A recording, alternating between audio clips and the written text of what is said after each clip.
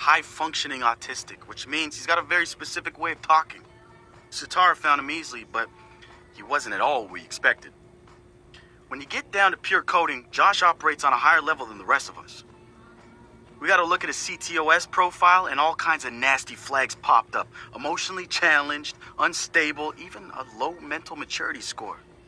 He's none of those things, and he quickly became the activist soul of our group. He has a black and white way of seeing things, fair and unfair, which means he can be refreshing and often hilarious. We caught a glimpse of the damaged CTOS dealt him. Rejected care programs, cut funding, overcharges. We offered to help him make things right. When we met Josh, he had the right intentions and the wrong approach, like a laser putting on a pretty light show instead of burning holes. If Bloom's system wants to make him unemployable, damn straight we're gonna snatch him up and point him right back at him. The wrench. Man, what to say about this guy? Some freaky shit going on right there. I'd like to say he's actually a sensitive, charming guy beneath the harsh exterior. But I'm pretty sure he's a fucked up motherfucker all the way through. I don't even know who first recruited him. He just started showing up at local hacker spaces and building his tools of destruction. At first, I thought he was trying too hard. Like he was a FBI plant or something. But no agent is gonna pull the kind of suicidal stunts this guy does. I think the truth is, Wrench doesn't care if he dies, but he's not going quietly. Even so, I'm glad we've got the Wrench on our side. One of the group's biggest problems is lack of GSD, getting shit done. The Wrench is pure GSD, and he brings his own sledgehammer. He's not some dumb thug either. I've seen some of his code. He's legit. Probably why he's interested in DedSec and not some street gang. You know what? I take that back. He might actually belong to a street gang, who knows? One thing I do know about Wrench, the man hates Bloom. I mean, hates them. I can't get the why from him. It's obvious he wears the mask to avoid facial recognition, but what's he hiding from? He's not saying. So we've been looking at this new guy, calls himself Retro. Now, I like his style. Spent some time in Oakland. In fact, that's where he earned some of his hacker cred. I read everything I could about it when it was going down. The Home Domain Center had to deal with Homeland Security. They rolled out cameras in Oakland and started stockpiling data on everybody.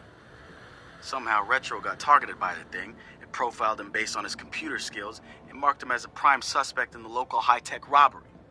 The evidence was all digital. Nothing put him at the scene of the crime.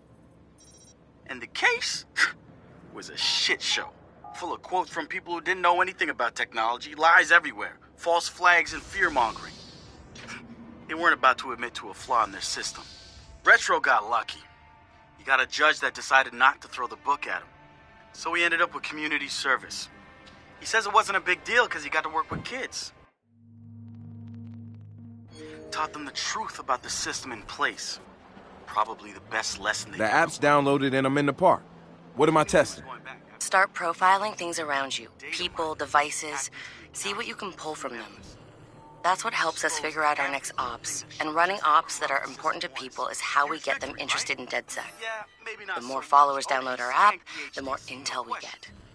It's the circle of life. Ooh, and see if you can find some components to help us with our research. Hipster merchant! The app is your data mining tool. Of death. Okay, I got this. So what now? Up to you, man. You're free to do whatever catches your eye. We post ops to the DedSec app, and doing them helps us get followers. And followers are our Skrilla. Followers mean computers, which boosts our processing power, which lets us do bigger and badder ops. I sure do. Keep me posted. You're on the list.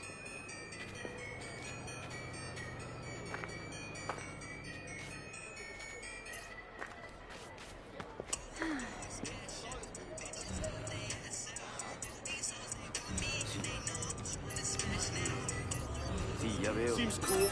Disculpa. Motherfucker. CEO want with a rap album. Dude has a huge Bobo collection. And he probably wants to hang that shit on his wall like a damn trophy. Just rubbing his money in our faces, bruh. Do you know if Bobo took the deal? He hasn't announced anything yet, but he will. It's a lot of cash. Yeah, maybe there's still time for an intervention. Time for what?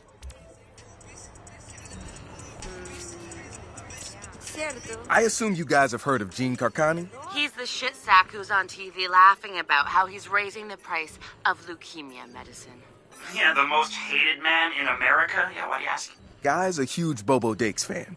Must have read Bobo's in town recording new tracks because he's offering millions to keep the album to himself. So stupid. Bobo will never go for it. The real one won't.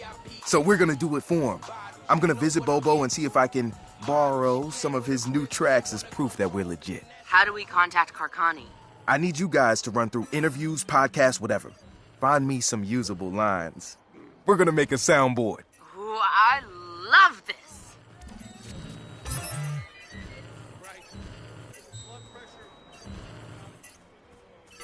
Not now. I hope you learned your lesson. Fuck? Fuck no. No way in hell. Now fuck off.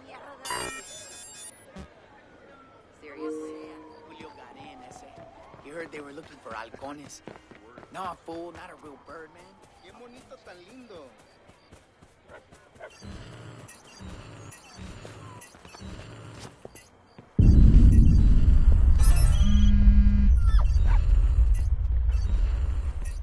Oh, yeah?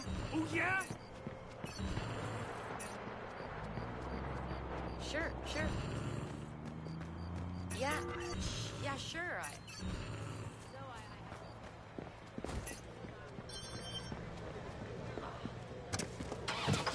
Lord, I'm tripping. I've been.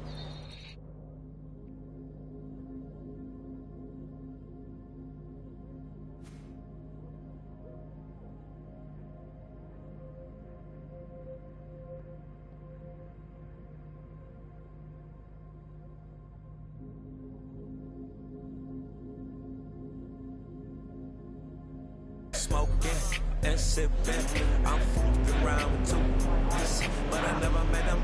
My message. No one for my city club, and I know they know about each other.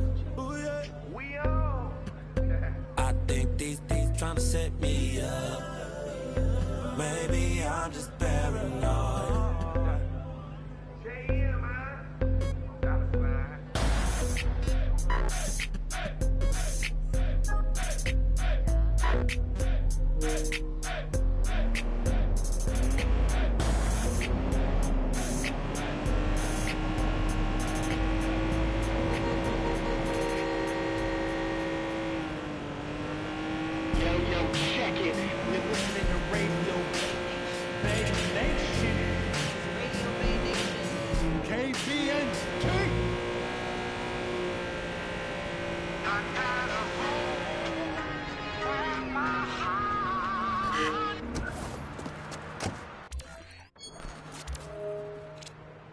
Marcus? Guys? The Cyber Driver trailer just dropped. Oh, yeah, sweet. Hey, don't watch it without me. Meet you at the Hackerspace. I'm on my way.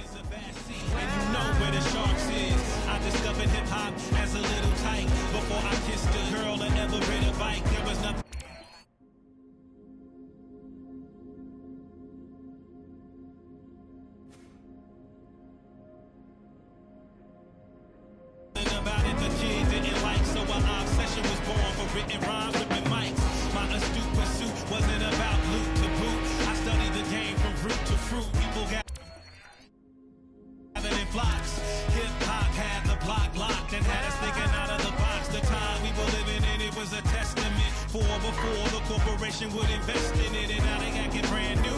I'm waving the flag for the culture. They looking at me like I'm a damn fool.